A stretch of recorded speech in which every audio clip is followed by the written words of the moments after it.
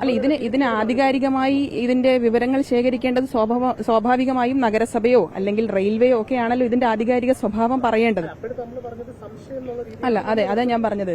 ഇതിപ്പോ ഇതിനകത്ത് മറ്റു കാര്യങ്ങളൊക്കെ സംസാരിക്കുന്നതിന്റെ ഭാഗമായി തന്നെ നമ്മൾ എപ്പോഴും പറയേണ്ട ഒരു കാര്യം, നമ്മളെ സംബന്ധിച്ച് ഇപ്പോൾ ഇതിന്റെ കൃത്യമായ തിരച്ചിൽ നടക്കണം. ആ ജീവനെ നമുക്ക് രക്ഷിക്കാൻ പരമാവധി നമുക്ക് കഴിയണം എന്നുള്ളതാണ്. അദ്ദേഹത്തെ രക്ഷിക്കാൻ കഴിയണം. അപ്പൊ അത് പ്രധാനം എന്നുള്ള രീതിയിൽ തന്നെയാണ് മറ്റു നടപടികൾ ചെയ്തുകൊണ്ടിരിക്കുന്നത്. ഫയർഫോഴ്സ് ഇവിടെ ആ സമയത്ത് തന്നെ എത്തിച്ചേർന്നു. പോലീസിന്റെ സേവനം ഇവിടെ ഉറപ്പാക്കിയിട്ടുണ്ട്. അതുപോലെ തന്നെ മറ്റ് വകുപ്പുകളെല്ലാം ഇവിടെ വരുന്ന സാഹചര്യമുണ്ടായി. അപ്പോൾ എല്ലാവരും ചേർന്നുകൊണ്ടുള്ള ഒരു പ്രവർത്തനം നടത്തണം എന്നുള്ളതാണ് നമ്മൾ ആലോചിക്കുന്നത്. റെയിൽവേ പറയുന്നത് ഏതാണ്ട് 5 ദിവസത്തിൽ കൂടുതലായി അവരുടെ ഈ പ്രവൃത്തി നടന്നുകൊണ്ടിരിക്കുകയാണ്. അവർ കൊടുത്ത കരാറാണ്, ആ പ്രവൃത്തി നടന്നുകൊണ്ടിരുന്നു.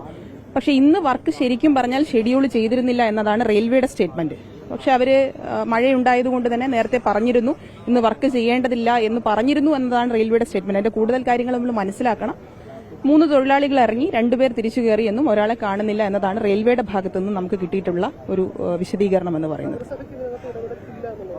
നഗരസഭ ഇതിനകത്ത് നടത്തിയിട്ടുള്ള ഇടപെടൽ എന്ന് പറഞ്ഞാൽ ഈ പ്രവൃത്തി ചെയ്യുന്നതിനു വേണ്ടി നഗരസഭയും അതുപോലെ തന്നെ ജില്ലയിലെ ബഹുമാന്യനായ മന്ത്രിയായിട്ടുള്ള ശ്രീ വി ശിവൻകുട്ടി അടക്കമുള്ള ബഹുമാന്യരായ മന്ത്രിമാർ, ജില്ലാ കളക്ടർ അടക്കമുള്ള യോഗത്തിനകത്തെടുത്ത തീരുമാനത്തിന്റെ അടിസ്ഥാനത്തിലാണ് ഈ പ്രവൃത്തി ചെയ്യാൻ വേണ്ടി തീരുമാനിച്ചിരുന്നത്. നമുക്കറിയാം, കഴിഞ്ഞ കുറെ നാളുകളായി നഗരത്തിലുണ്ടാകുന്ന വെള്ളക്കെട്ടുകൾ പരിഹരിക്കുന്നതിന് വേണ്ടിയുള്ള നടപടികൾ എല്ലാ വകുപ്പുകളും ചെയ്യണമെന്ന് തീരുമാനിച്ചു.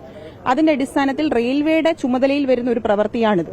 ആ ചുമതല നിർവഹിക്കുന്നതിന് വേണ്ടി ജില്ലാ കളക്ടറും അത് ഡിസാസ്റ്റർ മാനേജ്മെന്റ് എന്നുള്ള നിലയിൽ തന്നെ ജില്ലാ കളക്ടറും നഗരസഭയും റെയിൽവേക്ക് വിവിധ നോട്ടീസുകൾ കൊടുത്തിട്ടുണ്ട്. അതിനുശേഷമാണ് ഈ ടെൻഡറിലേക്ക് റെയിൽവേ പോകുന്ന സാഹചര്യമുണ്ടായത്. അപ്പോൾ നഗരസഭ ഇതിന്റെ മേൽനോട്ടം എന്നുള്ള നിലയിൽ തന്നെ വകുപ്പുകളെ ഏകോപിപ്പിക്കുക എന്നുള്ള നിലയിലുള്ള എല്ലാ കാര്യങ്ങളും നഗരസഭ ചെയ്തിരുന്നു.